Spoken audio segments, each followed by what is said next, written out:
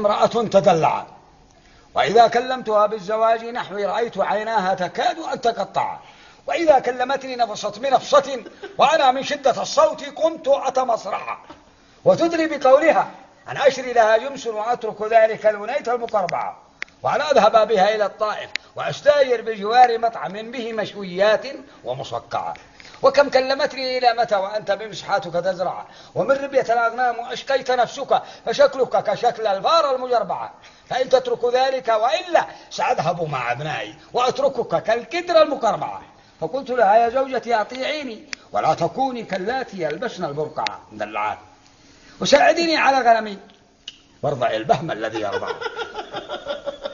وارحمي زوجك الذي تعب عليكم عبر السنين ومن التعب تقطع، بنى وليس وزرع وتوظف وفي أغنامكم رعى. فما شأنكم يا سامعين في هذا المرأة التي جابت لي السمرقة؟ لقد دعيت ربي أن يصلحها إنه مجيب الدعاء، وصلوات ربي على نبينا محمد الشفيع المشفع.